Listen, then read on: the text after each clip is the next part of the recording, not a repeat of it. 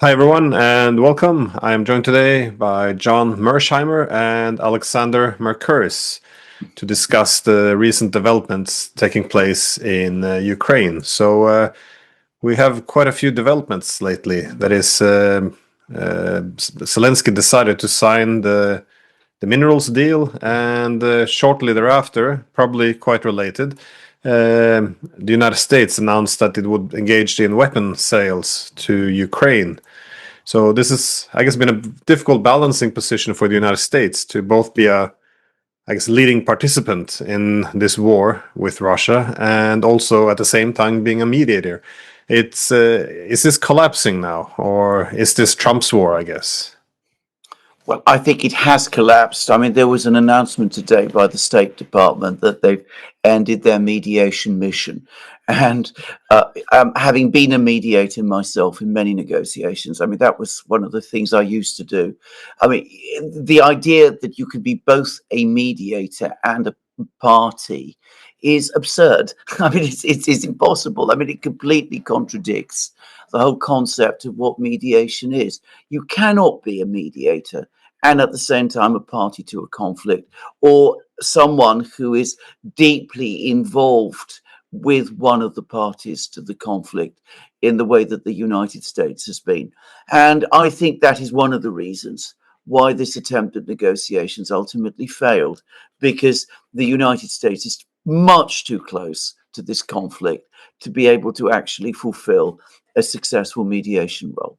I think presenting this, in an effort to achieve a peace agreement, presenting it as the United States conducting some kind of mediation exercise was misconceived. And as I said, was one of the things that caused the whole process of negotiation to come to the impasse, which it seems to me it is now in. Yeah, I would agree with Alexander. I don't think that the United States was a mediator.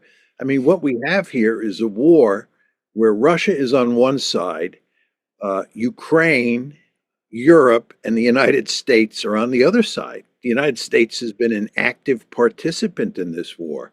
It's done everything but pull the triggers. It's not a mediator in any meaningful way. I think what was going on here is that Trump thought that he could work out a deal with the Russians. And once that deal was worked out, he thought that he could impose that on the Europeans and the Ukrainians, right? When you talk about mediation, it's like the United States is in the middle, and the Ukrainians and the Europeans are on one side, and the Russians are on the other side. I don't think, again, that's what was happening here. The United States is a full-fledged participant on one side, and it was trying to work out a deal with the Russians. This is what Steve Witkoff was trying to do. Steve Witkoff wasn't talking to the Ukrainians. He wasn't talking to the Europeans. He was talking to Putin, because the two of them were trying to work out a deal. And then they thought they could sell it to the Ukrainians and the Europeans. But the problem here is that not only were the Europeans and the Ukrainians completely uninterested in any meaningful compromises, much less the deal that the Russians demand, but the American national security establishment and the Trump administration is honeycombed with all sorts of super hawks who want to continue the war. So, Trump and a handful of his lieutenants were interested in cutting a deal, but there was so much pressure against that inside his own administration that he couldn't even pull off that part of the story. And let's assume he had done that. Let's assume that Putin and Trump had worked out a deal, which basically would have involved Trump conceding on all the major demands that the Russians make. Let's assume that that happened. He could have never sold it to the Ukrainians and to the Europeans. And the question then is, where would that have left us? And the answer is nowhere. A key problem, though, by selling or perceiving this war as being a war between Ukraine and Russia is, taking the US and the Europeans out of the equation. Now, for me, a strange thing about the whole negotiation, as you said, the idea that they have to impose this on the Ukrainians.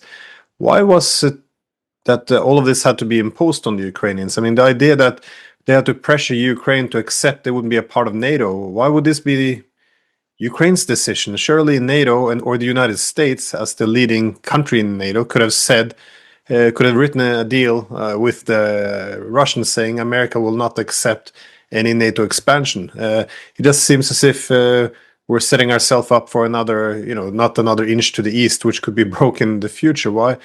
Same with the security guarantees. Zelensky demanded security guarantees, but the United States could have, moved this forward as well. They don't, they don't get to veto this, do they? That they get American security guarantees. It just seems like a lot of this could have been dealt with between the Americans and the Russians if there was a will.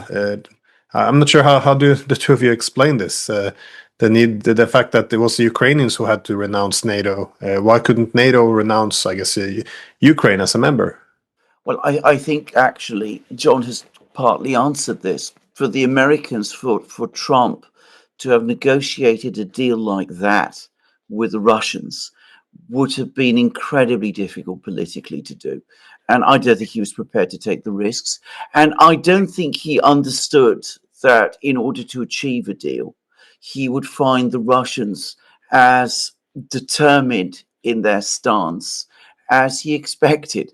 I think he thought that he could provide a framework agreement, that the Russians would accept the framework agreement, that the Russians would make significant concessions as well, that they would accept some language on NATO, and that they would accept part of the territories and all of those things. And I think he was disappointed and surprised that the Russians said, no, we have to have something much more concrete than that. I mean, John has said in the past that as far as the Russians are concerned, what they would probably want is some absolute guarantee that the United States will not be involved in security issues in Ukraine at all. Now, that's almost certainly, I am sure, something like that, maybe not in exactly those terms, would have come up over the course of the various discussions that took place with Witkoff. But there is no conceivable way that this could have been sold in Washington or could have been sold certainly to the Europeans or to the Ukrainians either. So I think this was approached in the wrong way. I think that what Trump needed to do, if he was going to move forward, is that he needed to put Ukraine to one side, seek a normalization of some kind with Russia, reopening embassies, getting dialogue going, discussing things with the Russians in that kind of way. And then gradually, maybe out of that, some kind of steps could have been taken that might eventually have led to peace in Ukraine, especially if the United States had quietly started to stop supplying weapons. But Trump wanted to do it all very fast. He needed it all to happen in 100 days. He wildly overreached. He greatly underestimated the difficulties. And this is where we are. Yeah, and just to build on what Alexander said, you, Glenn, focused on the NATO issue.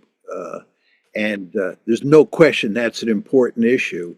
And there's no question that we are unlikely to give an ironclad promise that Ukraine will never become a NATO member. That's, I think, part of the problem. But there are two other big problems, in my opinion.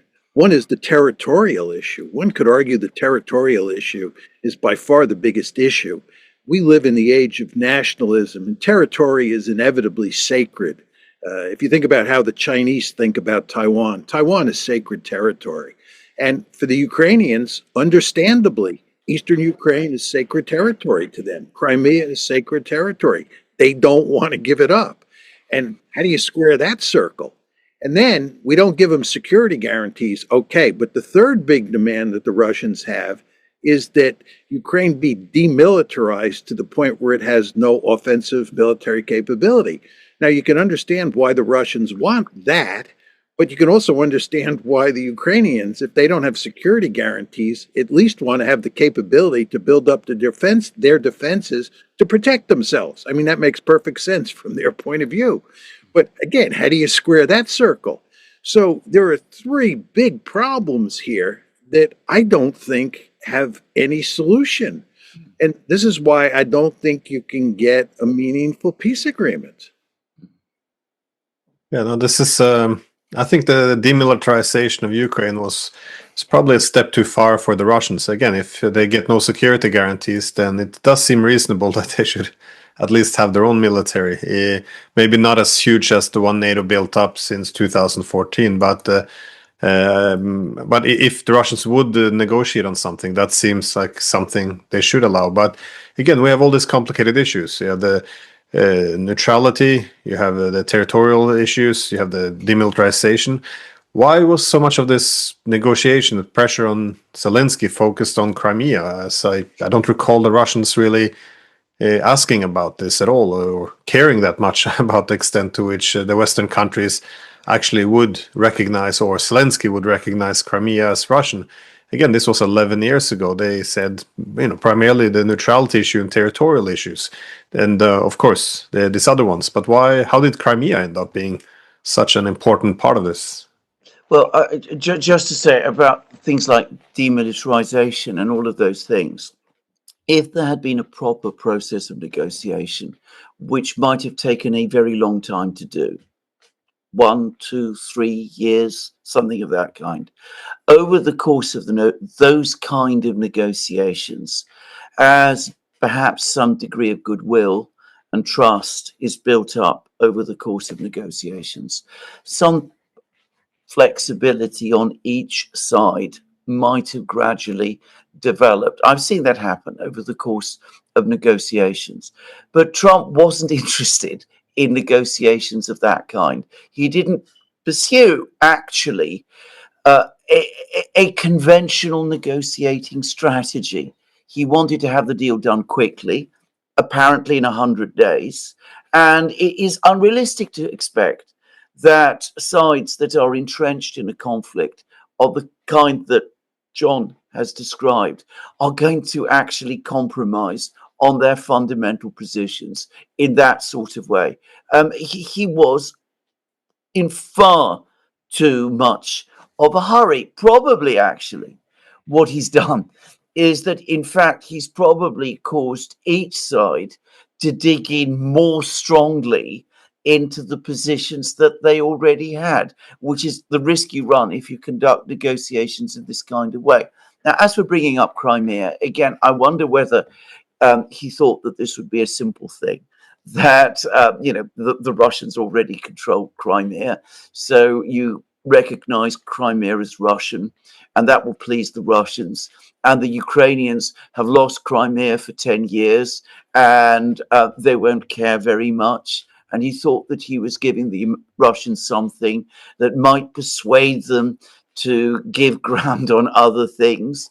And of course, that didn't happen. I mean, the Russians didn't give ground on other things because, as you rightly say, they haven't really brought up the issue of Crimea at all. And for the Ukrainians, it was a concession that was completely unacceptable, as they made completely clear. I have to say this, there is a huge amount of amateurism in the way this negotiation was conducted. Negotiations of this sort should not be conducted in this kind of way. Negotiations need to be conducted through proper negotiating teams, working through all of the issues, taking their time, arguing with each other, reflecting the ebbs and flows and eddies of opinion in their various countries, and eventually an agreement is done. But just to think that one man, Trump, and one negotiating partner, Witkoff, can somehow get this all sewn up in 100 days. I mean, it just wasn't going to happen. And as I said, it may have made things worse. Yeah, let me respond to two of the points that Alexander made, just embellish them. But before I do that, let me just say, I think he's absolutely right about Crimea. They thought that was the low-hanging fruit, that they could get an agreement there, and then they could build on that. But of course, it might have been the low-hanging fruit, but it was not hanging very low. They got nothing, and they had nothing to build on. But my 2 points are this. First, it's very important to understand that what is going on in Ukraine is, from Russia's point of view, an existential threat. And it is, from Ukraine's point of view, an existential threat. The Russians are an existential threat to Ukraine. And Ukraine and NATO is an existential threat to Russia. And when countries feel that they are facing an existential threat, first of all, they're willing to take great risks and they'll do almost anything to protect themselves. And furthermore, they're going to be highly unlikely to be willing to make any concessions at all, because again, they're facing an existential threat. And one of the problems that we have in the West is that we refuse to accept the fact that the Russians see NATO expansion into Ukraine as an existential threat. We just refuse to accept it. And we don't fully appreciate the Ukrainian position as well. We don't understand just how much the Ukrainians fear the Russians. And the end result is you have this mentality where people think there's bargaining space between the two sides. And all you have to do is reduce that bargaining space, get to some sort of agreement, and we'll live happily ever after. And most people in the West, when they talk about cutting a deal, they miss the fact that this is almost impossible to do because you have two adversaries that think the other side is an existential threat. And I think if we had recognized that from the beginning, we would have understood that this was a Herculean task to bring this war to an end. And it had to be done very carefully, which gets to my second point. To say that the Americans are amateurs, Alexander, is a gross understatement. It's hard to believe how incompetent this administration is. I mean, Steve Witkoff, who has zero experience as a diplomat, is put in charge not only of the Russian portfolio or the Ukraine portfolio, he's in charge of the Iran portfolio, and he's in charge of the Netanyahu portfolio. He has three separate portfolios. He has no experience, and furthermore, he has no staff, right? He goes to these meetings pretty much all alone. He's kind of the Lone Ranger. There's no question that he's close to Trump, and that is a huge advantage. But at the same time, you would think for tricky negotiations like the ones involving Ukraine, and by the way, the ones involving Iran as well, that you would have a skilled and experienced diplomat in charge. But you don't. And then there's Marco Rubio, who's now the national security advisor, as well as the Secretary of State, as well as the head of USAID. And he has a fourth job as well. I can't even remember what it is. But Marco Rubio has hardly any diplomatic experience. And furthermore, what he's most known for these days is he's done a 180-degree turn on all his views just to appease Donald Trump. And a person who doesn't really have firm positions that he or she is willing to stick to is not likely to prove to be a reliable advisor to Donald Trump, who has to hear some hard, cold truths. But anyway, that's what you have here in the United States. And the final point that I would make to you is that we are dealing with so many different big issues that President Trump can barely keep his eye on any one ball for very long. He's got the Iran issue, he's got the Palestinian issue, he's got the Russia issue, now we have the India-Pakistan issue, then he's got the tariff issue. And if you look at what he's doing domestically, you know, with Elon Musk and so forth and so on, there are just all sorts of issues at play at the domestic level. And this tells me that the chances that we're going to be smart enough to come close, just to come close to working at a deal with the Russians is not in the cards. I think the approach was similar to that of a person negotiating over property or something, that, you know, you can always push it a little bit up the price or down, or, you know, something. But again, as I know Alexander has also pointed out, these negotiation skills don't always translate into politics. And especially, as you say, when this is seen as an existential threat, it's not as if, you know, they can convince the Russians that only a little bit of NATO presence in Ukraine will be fine. It's no, it's very, it was, I guess it was from day one, very evident that there was very little room for maneuver on both sides. But that's why initially I was kind of optimistic when Hegseth came along and said, well, there will be no NATO expansion, no security guarantees, no return of territories. It kind of seemed that he recognized that there was no room for negotiation on the Russian side, and I thought they would be leaning heavily on the Ukrainians, because Ukraine can't really survive without America. So it's either this horrible deal or collapse. And yeah, now it looks Trump's been, well, he's been saying again this Biden's war, but yeah, it is now a Trump war as well. I'm just wondering to what extent, because I think, yeah, saying that it's Trump's war now in Ukraine, I think is fair. But to say that it's indistinguishable from Biden, I think that would be an exaggeration, because Biden is a bit overly enthusiastic, especially in the escalation. Even though this becomes Trump's war now, I don't see him being as enthusiastic about this war or willing to invest or give away money. If anything, I think he sees more the opportunity of selling weaponry. Perhaps I'm not quite sure. I'm wondering if, yeah, how you two view this. Do you, like, what will his actual involvement be here if he's not mediating but is still participating in the war? Yeah, to what extent? I think I'd say two things. Firstly, I think to say that he's unenthusiastic about the war is actually understates it. I think he absolutely wishes this war would go away. I don't think he's interested in it. I don't think he's interested in the issues. He sees it as a problem. He doesn't want to involve the United States in it much more. And as I said, I don't think he's enthusiastic about it at all. But at the same time, as he's Donald Trump and as any president of the United States, probably in his same position would no doubt feel, he doesn't want to see a collapse, a catastrophe, a breakdown, a defeat happen whilst he is president. So if you ask him, I think, at this precise moment in time, what exactly are you going to do from this point on? Are you going to go on supporting Ukraine so as to prevent it collapsing? Or are you gradually going to reduce support for Ukraine? I don't think he knows himself. I don't get any sense that he knows himself. He's been saying things like, that he's looking to extricate the United States from the war. At the same time, he's licensed a sale. It is a sale. It's not a transfer. The $50 million of weapons to Ukraine. He signed this investment fund deal, which is, by the way, very different from what we had before. It's much more like a sort of classical investment fund idea, but he's now had published on the White House website a thing that this is a sign to everybody that the United States still has skin in the game, that it's still there, that it's still a friend of Ukraine and wants to rebuild Ukraine.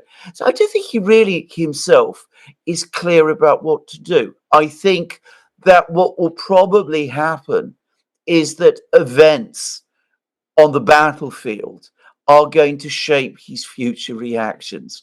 And as those events unfold, which they will, then gradually we'll start to see which way he's going to go. But I think it's very difficult to predict at the moment exactly what he is thinking. I think he's or will do, because I don't get the sense that he has much idea himself. Let me just piggyback on what Alexander said. I think there are three options here that he had from the very beginning. One is to cut a deal, to shut this war down. The second was to try, and once he fails, to walk away, in effect.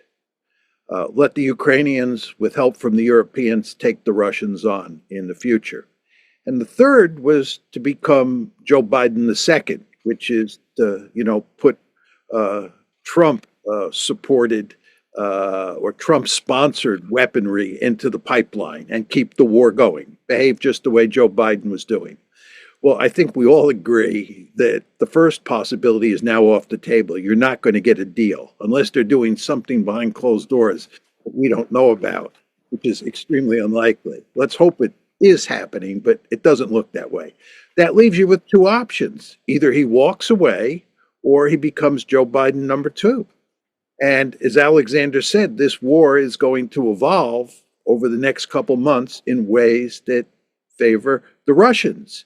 And Biden is going to have to make a decision whether we step in, we meaning the Americans, and try to stem the tide or maybe even reverse the balance, which is what you would have expected from a second Biden/Harris administration, or we just say goodbye, we're out of here.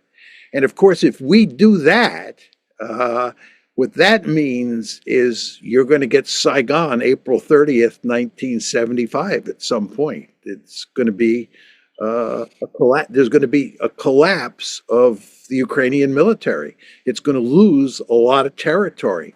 I don't think the Russians are going to end up conquering all of Ukraine the way the North Vietnamese conquered all of South Vietnam. But I think the Russians will end up winning a clear-cut victory. The Ukrainians will lose much more territory, and it will be seen as a devastating defeat for the West. But if Trump doesn't want that to happen, what's the alternative? Be Joe Biden all over again? That's certainly distasteful. So he has no good option here. His only hope was to shut this one down. And it looks to me, and I think you guys both agree with me, like he blew it. Yeah, no, I think that's that's a technical term for it. He did blow it. But it's just I don't see him being. He invested so much of his political capital and to be the main theme he has of being this peacemaker, because he's not pulling it off in the Middle East, quite obviously, and he's not being able to make some good deal with the Chinese. I thought this was going to be his one big thing, but given that he's been speaking about peace for so long, surely must. I know he's good at walking away from walking back previous statements, but it must be very hard. A big part of his base, has been openly mocking Zelensky. They said, Ukraine, was ripping off America. They kind of fell in line with this rhetoric. So for Trump to be Biden the second now, wouldn't this be a Herculean task? I would have thought so. I mean, obviously, I'm not, there in the United States. I don't have my finger on the pulse. So certainly not, MAGA people. But I would have thought it'd be very, very difficult for Trump to simply turn around and say, "Well, look, the Russians have not played ball with us, so we must go on supporting this heroic figure, Vladimir Zelensky, and Ukraine against the Russians, and we must go on." Giving them more and more weapons, more and more money, after he's already been complaining about how much money and how many weapons have already been sent to Ukraine. I mean, I'm not saying it's an impossible sell, but I would have thought it would be a difficult one. And it would be politically damaging, because people would remember that he's said the opposite before, and his political opponents inevitably would use it. So I can't see that becoming Biden the second is actually an attractive choice at all. I would say it was a very, very, very difficult one. But I don't think he wants Saigon too. I mean, I think that is clearly not what he wants. I think that he hasn't made a decision himself. And I think it's a very difficult decision for him to make, given that he's a politician. My guess is that he will go quiet over the next few months and play for time and see what events on the ground dictate. I wonder whether, if this goes back, by the way, to something that John was saying in an earlier program, if there is a breakthrough, Russian breakthrough, over the course of the summer, which, by the way, is starting to look more and more likely. I mean, we're not going to talk about the details of the war, but my sense is it is starting to look more and more likely. Then maybe come the autumn, conditions for some kind of peace settlement, much more favorable to the Russians, might be more attractive to the Ukrainians and to the Europeans than they would be today. Because today, as of now, Ukraine is still there. It's still fighting. It's still in a position to say no. And if that changes, it's a 5-6 months' time, perhaps he can revisit this whole question and agree the deal then that he tried to achieve today and found that he couldn't achieve. But that's far from sure. And it's far from sure that in 6 months' time, the Russians will be more amenable either. I mean, they might be, they might have increased their demands. In fact, they quite plausibly will have done. Well, I think, Alexander, they'll then control more territory. Mm. The West will be in a position, the Americans will be in a position where they're asking the Russians to give up that additional territory beyond the 4 oblasts. And if I were in the driver's seat in Moscow, I would not give up that territory. If I controlled Odessa and Kharkiv, I would not under any circumstances give up the territory for strategic reasons. Because I would be worried about the Americans changing their mind in 4 years, 2 years, or 6 years. And the Ukrainians, of course, will want to reorder the existing territorial divide forever. So if I'm the Russians, I take as much territory as I can conquer and manage to occupy. But I want to make just another point about the whole Russian-Ukraine case. I think it's important that we don't look at it in isolation, because you want to understand that there are other balls in the air, and there could be big trouble on other fronts that limit what Trump can do in the late summer or in the fall regarding what's happening in Ukraine. And the best example here is Iran. We could talk a little bit about that, but I don't think you're going to get a deal on Iran. I think the same sort of foolishness on the Americans' part regarding Russia is playing out with regard to Iran. And if you don't get a deal, Trump has said that we will use military force against Iran. I find it hard to believe he would do that, but he may have no choice given the power of the Israel lobby in the United States, and just given the power of the right in the United States, all the hawks that we have in the administration and outside the administration, all the Lindsey Grahams running around. Well, if he attacks Iran with military force, we all know the Iranians are going to counterattack, and where that all leads will be to a disaster, right? And if he has a disaster over Ukraine, that's going to really complicate what he can do with regard to Ukraine. So the Iran business and the Ukraine business go together. And by the way, if we don't work out a deal with the Russians over Ukraine and relations between Russia and the United States deteriorate in the months ahead, that will give the Russians an even greater incentive to cooperate with the Iranians against us. And that further complicates things. And then there are the tariffs. Almost everybody believes that there's a tsunami coming at us, that we're going to get hit really hard by these tariffs. And even Trump himself admits we're going to suffer some significant pain. He argues it's in the short term, and in the long term, we'll be better off. But that short term is going to include a good year or two. And in that short term, when we're suffering here in the United States from tariffs, that will have an effect on what kind of maneuver room Trump has with regard to Iran and with regard to Russia. So you can tell a plausible story where Trump is in big trouble on a lot of fronts come the late summer, fall, and 2026. And this could really complicate matters regarding Ukraine.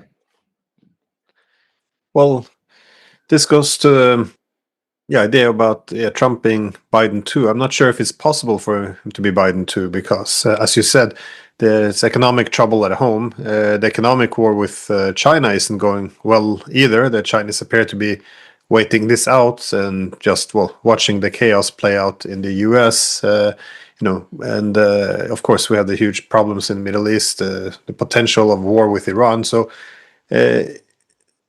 even if he would want to be Biden too, which I don't think he wants to, the resources aren't really there.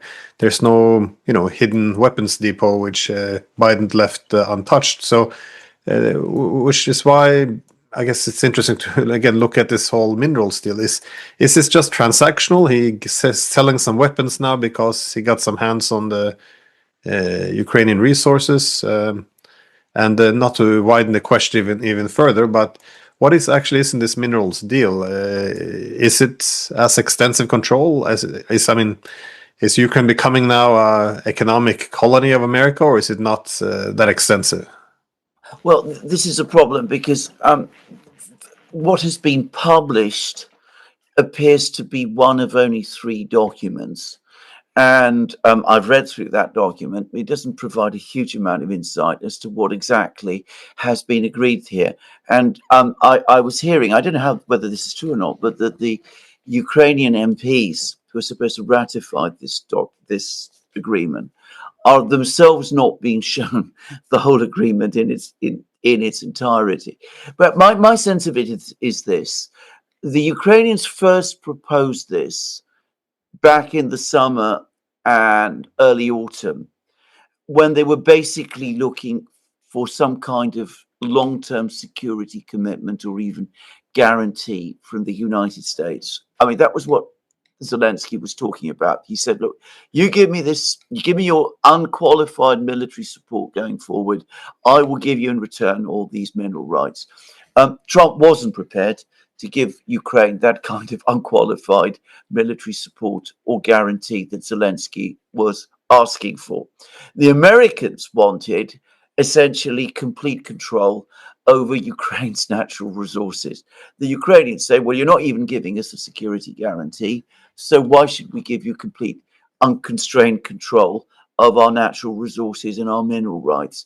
So what we've ended up with is a much more conservative, much more conventional agreement, basically an investment rights agreement. So you set up an investment fund to develop various parts of Ukraine's economy. It doesn't come with the security guarantees the Ukrainians wanted, and it doesn't come with the absolute control of Ukraine's natural resources that the Americans wanted. So it's a very, very conventional agreement, or at least that is what the part of it that I have seen suggests that it is. So neither side in the end got what they were looking for. I suspect that probably they decided to agree this because a failure to agree would have been an indication that relations had completely broken down and might have led everybody to think that, relations between Ukraine and the United States were now irreparable. And perhaps they didn't want to give that impression. But what I've seen at the moment seems, frankly, shall I say, rather inconsequential relative to all the other things that we've been talking about today.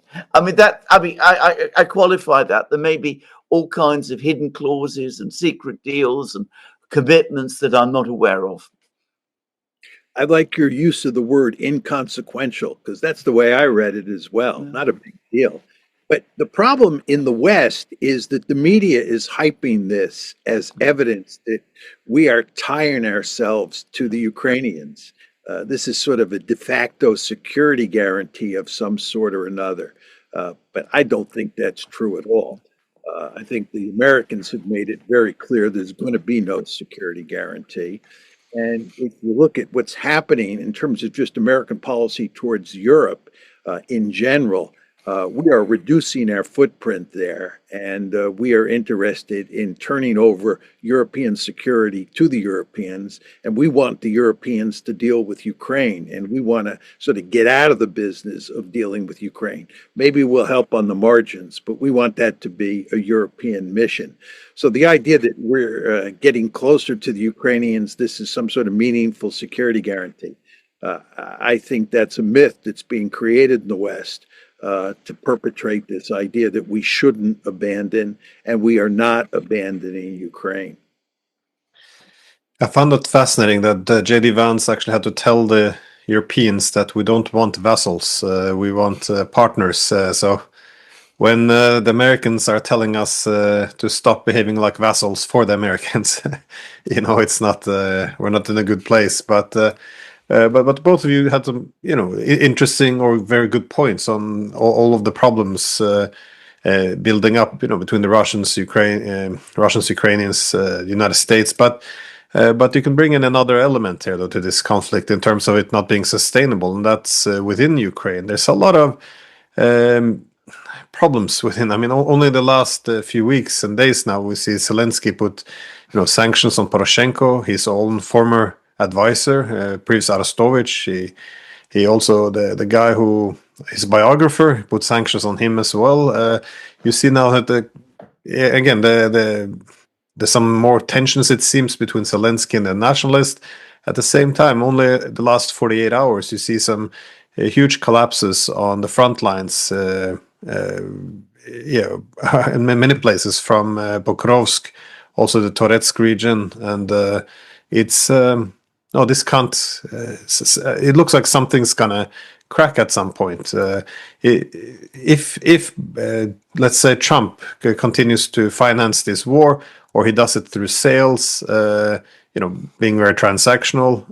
Nonetheless, how can this continue?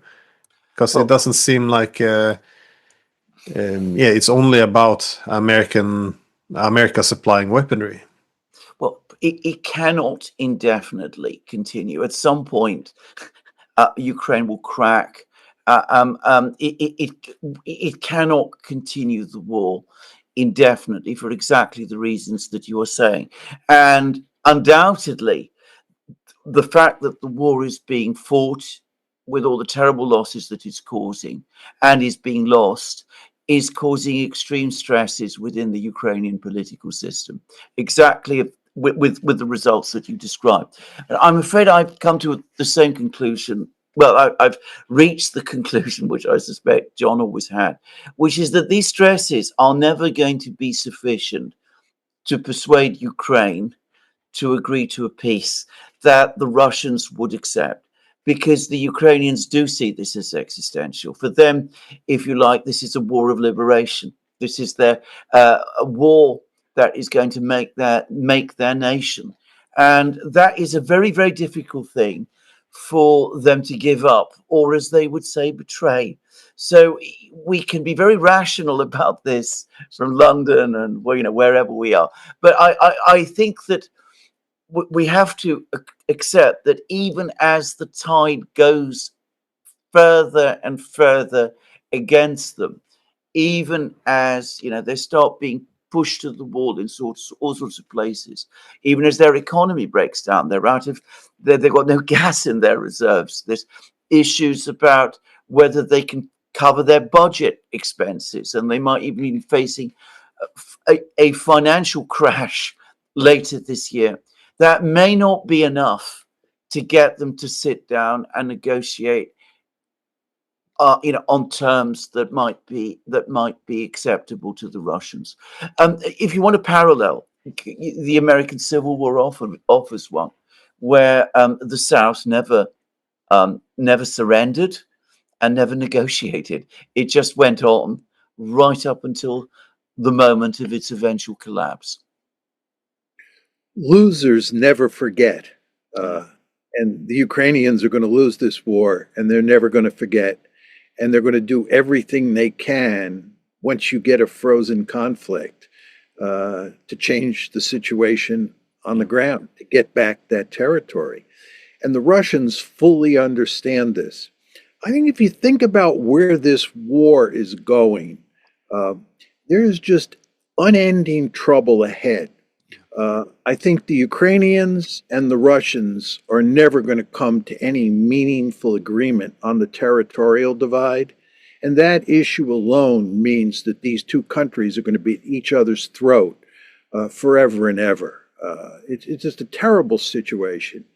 Furthermore, it's very important to understand that there are a series of flashpoints in Eastern Europe that are superimposed on this conflict.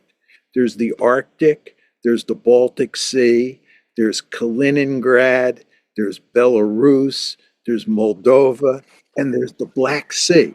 You can imagine trouble, conflict actually breaking out in each one of those issue areas, sort of independent of what's going on in the Russia-Ukraine conflict. So you just have a number of potential points where this one can blow up moving forward. to take this a step further. If you look at what the Russians are doing, I'm sure both of you saw this big Wall Street Journal story about how the Russians are developing their military and where they're deploying it. I tend to disagree with the Wall Street Journal, which seems to think that most of these new forces the Russians are building are designed to fight NATO. I think the Russians will take care of business on their front lines with the Ukrainians first and foremost. Then they can worry about war with NATO. But I do think the Russians are worried about a war with NATO. I think they view NATO as a long-term threat. They view the Europeans as a long-term threat. You want to think about what that means, right? The Russians here don't believe that this conflict in Ukraine is going to be settled in any meaningful way. And the frozen conflict you're going to get is one where they have to be prepared that the frozen conflict heats up again. So the Russians, for the long term, are going to maintain powerful military forces to protect themselves, which is going to cause the Europeans to respond, which is going to cause the Russians to respond. And all of this is going to take place in a poisonous political environment. The Russophobia, as we've talked about before in the West, is profound. And of course, the Russians have gotten to the point where they really loathe, in many cases, people in the West. All you have to do is listen to Sergei Karaganov talk about the West. He hates the West in the way that many of the Russophobes in the West hate Russia. This is going to be the political environment. And on top of that, you have this unending conflict in Ukraine, plus these other conflict scenarios that I described. This is a catastrophe. The decision in April 2008 to bring Ukraine into NATO was a catastrophically foolish decision. It's hard to believe. Yeah, no, I watched the talk you had with Sergei Karaganov, and I also noticed that the resentment now growing is quite interesting. Again, I used to work with him in Moscow, and the tone used to be very different. But of course, this war has also changed things there. There's a lot of anger growing. But while I understand certainly the Ukrainian side that they don't want any negotiations, that again, losing 20% of your territory after all this suffering and a humiliating peace, I can understand why they want to roll the dice, even though there doesn't seem to be any good alternatives. But what is perplexing to me, though, is the Europeans. This makes very little sense to me, and we can, for example, use Germans as a case study. All this talk now about spending money they don't have to build a huge army, which would even alienate other Europeans potentially. And you have German generals on TV arguing, for example, that the Russians are building up forces near Finland, and they're using this as evidence that the Russians are preparing to invade or to fight NATO. And it's very strange because, when Finland joined NATO, Putin warned, well, now we're going to have to build, restore some military bases there to protect us from this huge NATO front line. And now the Germans seem to be pretending as if this happened in a vacuum, that now the Russians are preparing to invade us. It's just, it's hard for me to understand where this is coming from, but also the reluctance to accept any peace negotiations. I mean, what Trump put forward, again, I always make the point, I don't think it's a very bad deal for the Ukrainians. They get nothing of what they wanted. But again, it's the alternative. There is no good alternatives anymore. And that's why I also agree very much with Arestovich saying, he say I would give away those 4 territories because the alternative is we give away 8 territories. So this is what's going to happen. So I understand from the Ukrainian side why it's, as you said, this is sacred, the issue of territory, especially for, within nationalism. But for the Europeans, that they know we're losing the war. We know that if we don't strike a deal, the outcome will be much worse for us. And still, no alternative, no support for the Americans. Instead, what we're going for is, now let's continue the war against the world's largest nuclear power. It is very strange. I don't see any rationality here, though. Well, we've been talking a lot about the Americans on the program, and we've been making very, I think, valid criticisms of a lot of what they have done. I think you can multiply your criticisms of Europe many times fold. I mean, this is our own continent. This is our own region. Russia is absolutely a part of this region. It's part of our history. I mean, that we have allowed ourselves to get into this situation is incredible. I mean, the decision in April 2008 that John was alluding to, basically about, Ukraine joining NATO one day. I mean, it was a catastrophic mistake of American foreign policy. And it was an even more catastrophic mistake of European foreign policy to accept that. And the extraordinary thing is, Merkel herself, who was, of course, there and who ultimately went along with the decision, knew it at the time. And she didn't find a way to say no, which does seem extraordinary. And we see this pattern of failure, of inability to think beyond, you know, our own visceral feelings and to look at the long term. I mean, just a few weeks, about 2 weeks ago, there was one of these endless meetings that the Europeans now like to have, and there was a row between Sanchez of Spain and Kaya Kallas. Sanchez says we need to appoint a high representative to go to Moscow and to speak to the Russians and to conduct diplomacy with them. And Kaya Kallas says, why do we need to appoint anybody? I'm the person who's the high representative. Why shouldn't I be doing that? And anyway, the outcome was that they agreed that there would be a high representative. And then a short time later, Macron apparently comes along and says, well, let's make it me. What has he done? Has he called Putin? Has he visited Moscow? Has he conducted any negotiations at all? No, none at all. So yes, I agree with you, John.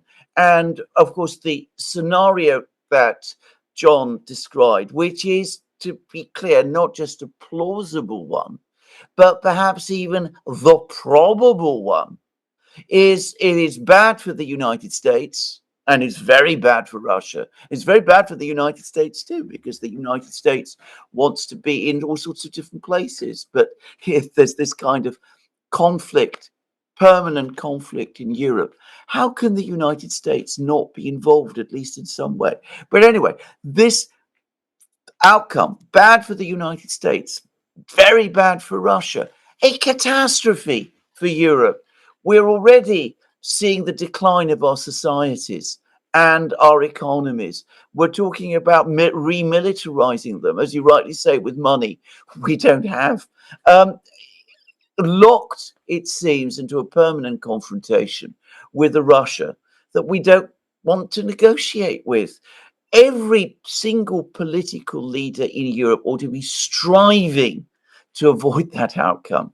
And we see that there's no apparent ability, at least amongst the great powers, the big powers, Germany, France, and Britain, which are the ones that matter, to do that.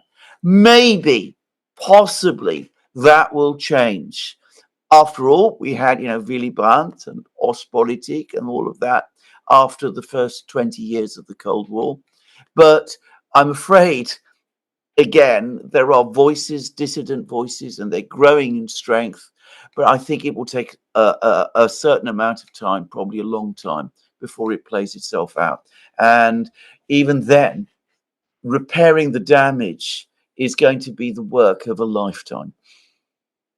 Yeah, it's very interesting, but if you look at how the Europeans acted during the Cold War, I'd say for, maybe the first 15 years after the Cold War ended, the Europeans acted in a very hard-nosed way when it came to dealing with the United States. I mean, people like Helmut Schmidt, Konrad Adenauer, Charles de Gaulle, these were tough-minded individuals who stood up to the United States when they thought the United States was pursuing foolish policies. And you really had a sort of dialectical process taking place inside NATO between the Europeans on one side and the Americans on the other side, which I think was quite healthy. And as you pointed out, Alexander, in 2008, Merkel was opposed to NATO expansion into Ukraine. And by the way, so was Nicolas Sarkozy, the French leader, who was also there. in Bucharest. And before that, in 2003, there was significant opposition in Europe to the Iraq War. Both the Germans and the French thought the Iraq War was a really foolish idea. But something happened, after 2008, where the Europeans evolved in a way where you ended up with leaders like Keith Starmer and Francois Macron, who go along with almost everything the Americans want. And then when they decide that they're going to switch gears and oppose the Americans, they pursue remarkably foolish policies. You sort of wonder what's going on here. The wisdom is that the Russians are raising anywhere between 30,000 and 40,000 new troops every month. You alluded to this earlier, Alexander. Well, in 3 months' time, the Russians raise more troops than are in the German army, the French army, and in the British army. These are tiny armies. The idea that they have the forces that could go fight in Ukraine or do anything meaningful in Ukraine is a joke. Those armies pale in comparison to the Russian army. The Russian army is a juggernaut compared to those three tiny armies. Yet Starmer and Macron talk as if they had this really powerful military instrument in their hands that they could use in Ukraine in all sorts of ways to stymie the Russians. They have no cards to play. The Russians hold all the cards here. The Europeans don't hold the cards. And as we've talked about, the Ukrainians don't either. The Ukrainians are in real trouble. But the idea that the French and the British are going to serve as the cavalry and come to their rescue is a laughable argument. Again, the Russians raise more troops in 3 months than are in either the French, the German, or the British army. So you sort of wonder what's happened here. Why aren't the Europeans thinking in a cold and calculating way? Why aren't they behaving strategically? Because it's certainly in their interest to do so. They live in perilous times, right? This is a major conflict that has to be settled here, and we need strategic thinking.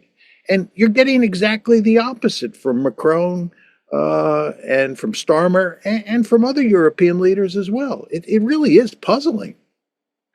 Well, it's quite well. If Russia was the only issue, which is very troubling, the fact that we're now, at the final stages, it seems, of a collapse in which we're fighting now more or less almost directly with the Russians.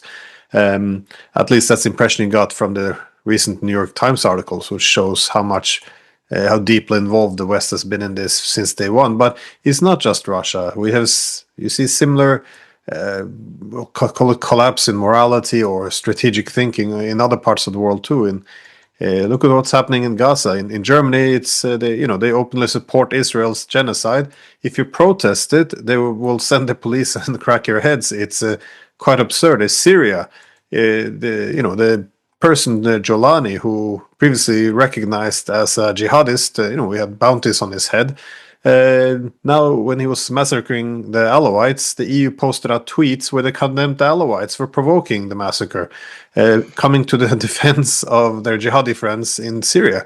And of course, Iran, they see the possibility now of a possible Israeli-American attack on Iran, which would make the world unrecognizable. They could stop, shut down global trade. It could set the whole Middle East on fire, and they don't seem to have anything they want to say. They don't leaning in, nothing. And of course, I think a huge problem is the idea that the Europeans don't really know what to do. On one hand, they want to remain valuable partners for the Americans, so America do not leave us. On the other hand, they recognize that they also have to diversify if America's going to go other places. So they end up doing both things. And China is the best example. They threatening the Chinese with the economic warfare, but also suggesting that China's a threat, bringing in NATO into the conversation. And then next, inviting the Chinese to come to Brussels to talk about how we had peaceful relations for all these decades. And then we act surprised when the Chinese don't want to come. I mean, it's just there's no direction here. There's no there's no thought. And the irony, of course, is that our liberal democratic values was supposed to set the foundation for unity in Europe, to temper our competing national interest, and it's all out the window. It's just very hard to understand what exactly has cracked here, but things are going very wrong economically, politically, and even societies are becoming quite unruly, I guess. So it's hard to see how this is gonna end up. Well, it is. I'll just make my last point on this, which is I think we've actually touched on this both in this program, but also before. One of the things that explains, not the whole of it, but one of the things that explains European behavior is this general concern, this fear that the Americans might go away. So you are as pro-American as you can possibly be, as loyal to the United States as you can possibly be, as helpful to whatever it is the Americans are doing as you can possibly be, because of your concern that if you're not, then the Americans will say, look, the time has come.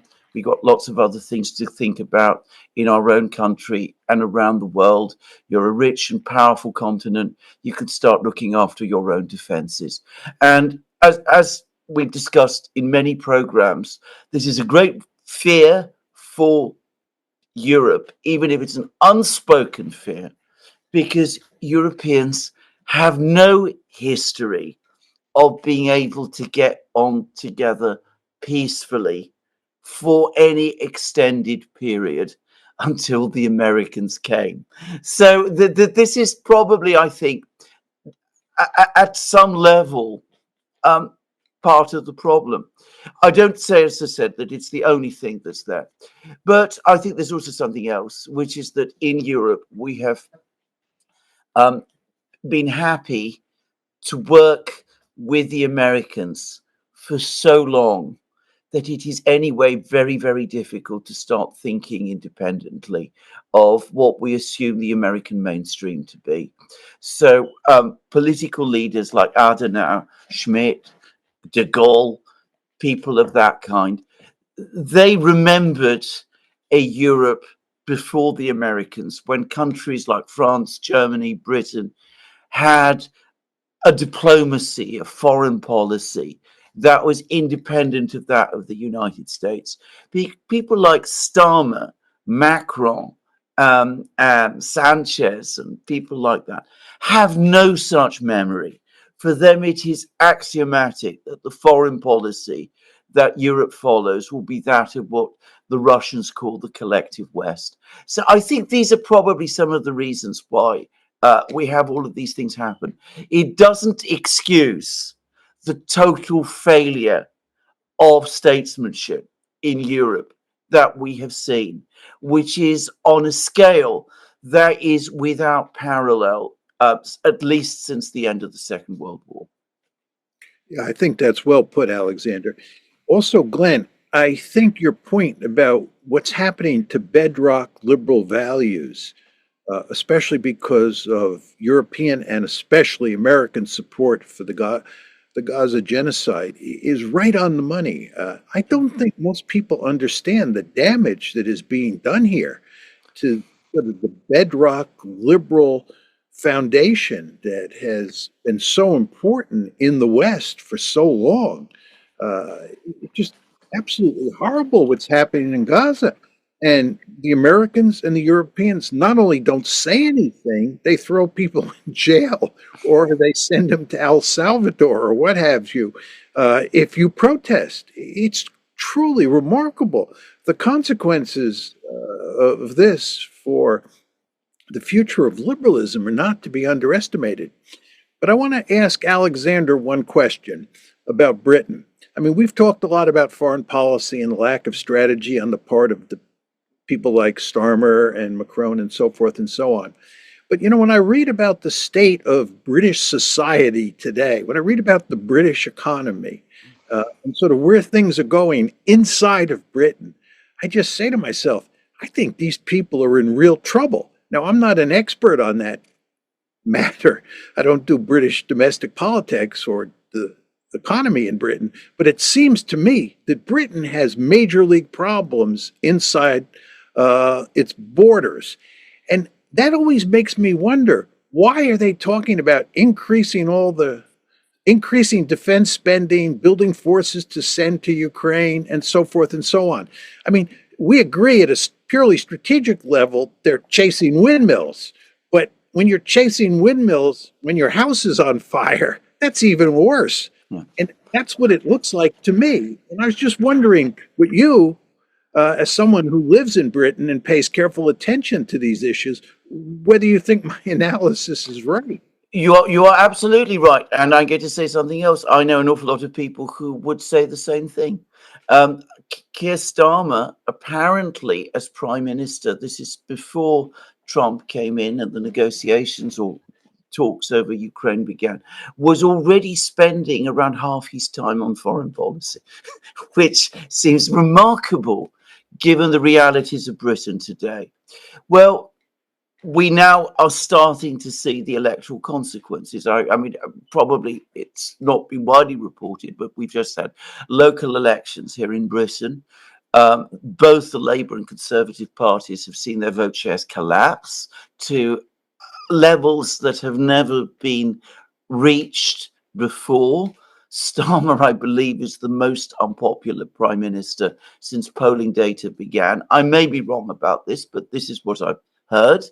And the Labour Party has just lost what used to be a rock solid seat in a parliamentary by-election to the reform movement led by Nigel Farage, who was, to be very clear, once upon a time, not so long ago, just a few years ago, a person who spent all his time in town halls and pubs talking about the European Union with no one taking him seriously.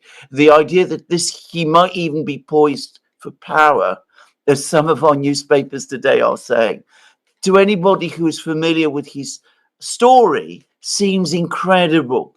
So yes, you're absolutely right. It is extraordinary that the political class, not just in Britain, but in Germany, in France, right across Europe, is so obsessively focused with these issues, even as the house that they live in collapses all around them.